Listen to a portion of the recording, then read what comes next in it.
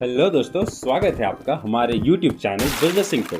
आज हम जानेंगे कि क्यों दुनिया के सबसे अमीर इंसान को द टर्मिनेटर और वुल्फ एंड कैशमेयर जैसे टैग्स मिले।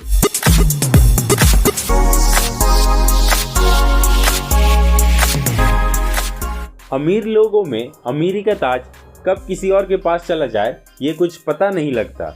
दुनिया के सबसे अमीर शख्स अमेज़न के फाउंडर जेफ बेजोस अब दुनिया के सबसे अमीर शख्स नहीं रहे, उनकी जगह किसी और ने ले ली है। जी हाँ, आपने सही सुना। Luxury fashion brand Louis Vuitton के मालिक बर्नार्ड अर्नोल्ट अब दुनिया के सबसे अमीर बन गए हैं। बर्नार्ड अर्नोल्ट ने न केवल जेफ बेजोस को पीछे किया बल्कि इलेक्ट्रिक कार टेस्ला के मालिक एलन मस्क को भी काफी पीछे छोड़ दिया है। फोर्ब्स की रियल टाइम बिलियनर लिस्ट में अब बर्नार्ड अर्नोल्ट टॉप पर पहुंच गए हैं। फिलहाल इस लिस्ट के मुताबिक बर्नार्ड अर्नोल्ट 200 अरब डॉलर के साथ अब दुनिया के सबसे अमीर व्यक्ति बन गए हैं। वहीं जेफ बेजोस 194.4 अरब डॉलर्स के साथ दूसरे नंबर पर है, जबकि एलन मस्क 185 अरब डॉलर्स की संपत्ति के साथ तीसरे नंबर पर है। तो आइए हम अब बर्नार्ड अर्नोल्ट के बारे में जानते हैं और उनकी बिजनेस स्ट्रैटेजीज को जानते हैं जिनकी वजह से वे वर्ल्ड के रिचेस्ट पर्सन बने।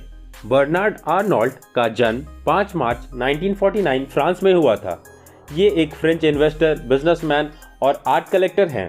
इनके आर्ट कलेक्शन में मॉडर्न और कंटेम्प्रेरी पेंटिंग्स आती है, जिसमें पिकासो और वॉरहोल की पेंटिंग्स भी शामिल है और ये काफी बेशकीमती होती है। बर्नार्ड अर्नोल्ट का नेटवर्थ अभी 200 बिलियन डॉलर से भी ज्यादा है और ये दुनिया के सबसे अमीर इंसान हैं अभी।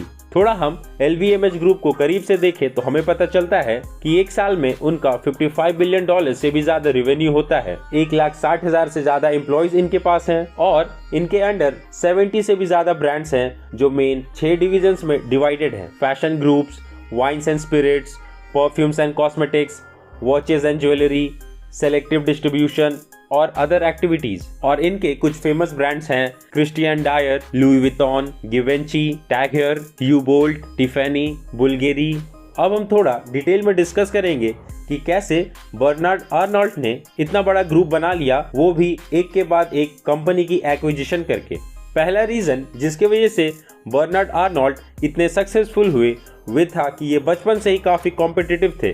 फ्रांस में जन्म होने के बाद इन्होंने इंजीनियरिंग करी और उसके बाद पापा का कंस्ट्रक्शन बिजनेस ज्वाइन किया और इन्होंने इतना बढ़िया काम किया कि 25 साल की उम्र में ही इन्हें कंपनी का चेयरमैन बना दिया गया।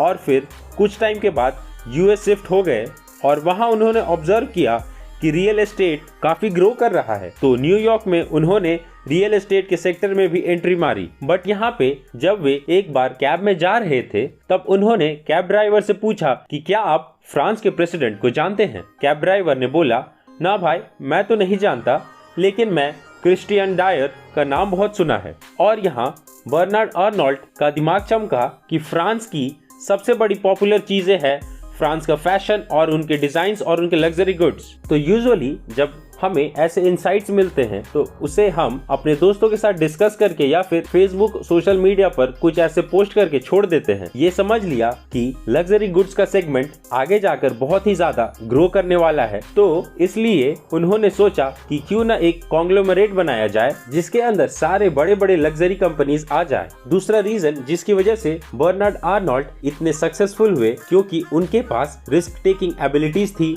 वे रिस्क लेने से कभी डरते नहीं थे। तो जब उन्होंने अपनी कॉन्ग्लोमरेट वाली आइडिया के बारे में लोगों से पूछा तो लोगों ने कहा कि ऐसा करना पागलपन है और ऐसा कुछ नहीं होने वाला। बट आपको समझ आ ही रहा होगा कि अगर लोग आपका मजाक उड़ा रहे हैं इसका मतलब आप सही रास्ते पर चल रहे हैं। इंटरेस्टिंग बात यह है कि 1984 में रिटेल कॉन्ग्लोमरेट बाउसैक की हालत बहुत खराब थी और फ्रेंच गवर्नमेंट इस कंपनी को किसी को भी ऑफर करना चाह रही थी ताकि ये कंपनी सस्टेन कर सके। इस ग्रुप के पास बहुत से ब्रांड थे जिसमें से एक था क्रिस्टियन डायर और $15 मिलियन अपने बिजनेस से लाकर और $80 मिलियन लजार्ड ग्रुप से एज अ लोन लाकर इसे एक्वायर किया और फ्रेंच गवर्नमेंट को एश्योरेंस दिया कि वापस उस कंपनी को प्रॉफिटेबल बनाएंगे और कोई भी एम्प्लॉइज को फायर नहीं करेंगे। लेकिन यहाँ पर उन्होंने एक ही चीज पर फोकस किया, वो था प्रॉफिट, और 9,000 एम्प्लॉइज को फायर कर दिया और तभी अर्नोल्ट को द टर्मिनेटर का नाम भी मिला और सारे ब्रांड्स जो भी बाउसेक के अंडर आते थे उन सबको बेच दिया।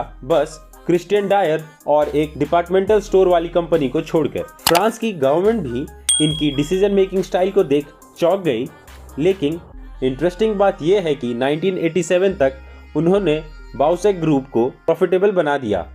करीब 1.9 बिलियन डॉलर्स के सेल्स थे और 112 मिलियन डॉलर्स का प्रॉफिट था। अब इसी बीच फैशन ग्रुप लुई विटॉन का मर्जर हो गया मोहित हेंसी के साथ, और बट आर्नोल्ड को परफ्यूम बिजनेस चाहिए था और एक्चुअल में इनको अपॉर्चुनिटी तब दिखी जब एलवी और एमएच ग्रुप्स के हेड के बीच लड़ाई होने लगी। तो आर्नोल्ड ने बहुत दिमाग लगाया और अपनी चालाकियों से एलवी को अपने साइड लेकर एमएच ग्रुप के हेड को हटवाया। फिर आर्नोल्ड ने एलवी ग्रुप के हेड को भी हटा दिया। इसके लिए उन्होंने डायर का करीब 42% पब्लिक को ऑफर किया। उसके बदले में 500 मिलियन डॉलर कैश मिले पब्लिक ऑफर से, और इससे 20% एलवीएमएच ग्रुप का स्टेक खरीद लिया। ये चीजें देख फ्रांस गवर्नमेंट और वहाँ के लोग बिल्कुल चौंक गए थे कि यहाँ पे तो अलग ही लेवल का खेल चल रहा है और ऐसे चीज फ्रांस में यूजुअली होती नहीं। और उसके बाद जर्नलिस्ट बर्नार्ड आर्नोल्ड को रेफर करने लगे वुल्फ इन कैशमेयर से।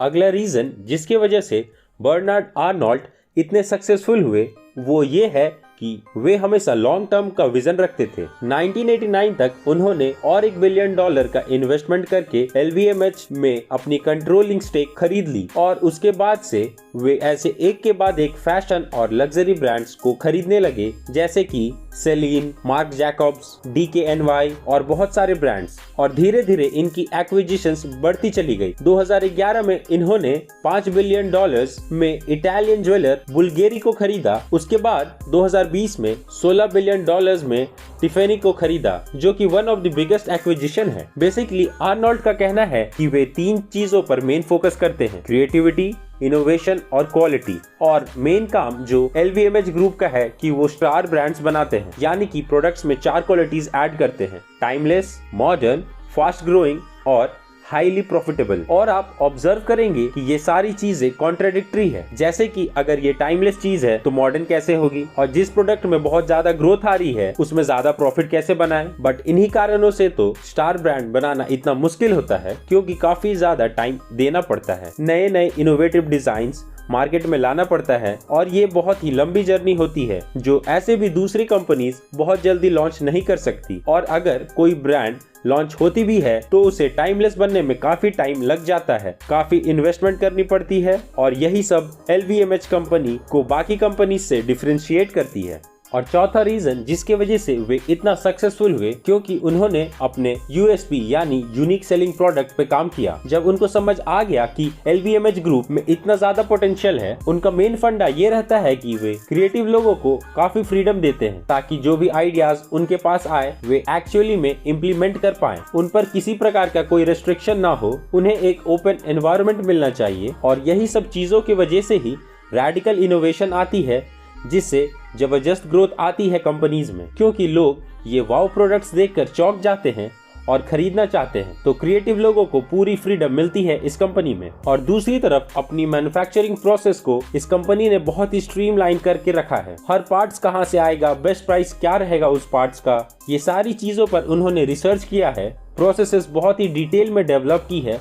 और इंटरेस्टिंग बात यह है कि ये ज्यादा मशीन वर्क का यूज नहीं करते, क्योंकि ये ज्यादा स्किल्ड लेबर पर बिलीव करते हैं। इनके स्किल्ड वर्कर्स को काफी ट्रेनिंग दी जाती है, और यही सब इस ब्रांड को वैल्यू देने में मदद करती है। क्योंकि ये हैंडमेड और हैंडक्राफ्टेड गुड्स होते हैं, इसलिए आपने देखा होगा लुई विटॉन अपने सामान पर कभी भी डिस्काउंट नहीं देता। इनफैक्ट ये अपने ओल्ड स्टॉक्स को जला देते हैं, लेकिन कभी भी डिस्काउंट्स पे ऑफर नहीं करते, क्योंकि ये अपने प्रोडक्ट्स की क्वालिटी अच्छी तरीके से जानते हैं। और इनके प्रोडक्ट्स इतने लिमिटेड क्वांटिटी में बनते हैं कि मार्केट में इसका डिमांड हमेशा ही रहता है। इसके अलावा ये पूरे प्रोसेस को बर्नार्ड आर्नोल्ड और उनकी फैमिली कंट्रोल करती है। इनके शॉप्स भी काफी यूनिक लेवल के होते हैं। बर्नार्ड आर्नोल्ड रेगुलरली अपने शॉप्स में और अपने कॉम्पिटिटर के शॉप्स में विजिट करते रहते हैं, ताकि उन्हें सही फीडबैक मिल सके। और इनके 5 में से 4 बच्चे इनके बिजनेस में ही इन्वॉल्व हैं, तो वहां से भी अच्छा फीडबैक आ जाता है। इनके अलावा वो बेस्ट डिजाइनर्स और बेस्ट क्रिएटिव लोगों को हायर करते हैं, जिससे उनके पास कॉम्पिटिटिव एज आ जाता है। और इन्होंने बहुत से कोलैबोरेशंस भी किए हुए हैं, चाहे फिर वो रिहाना के साथ हो या फिर रिसेंटली जे-ज़ी का शैंपेन डोमेन ब्रांड खरीदना। और ऐसे इंटरेस्टिंग कोलैबोरेशंस इन्हें टाइम से हमेशा आगे लेकर जाते हैं और यही कारण है कि बर्नार्ड आर्नोल्ड इतने ज्यादा अभी सक्सेसफुल हुए हैं। तो ये थी केस स्टडी बर्नार्ड आर्नोल्ड की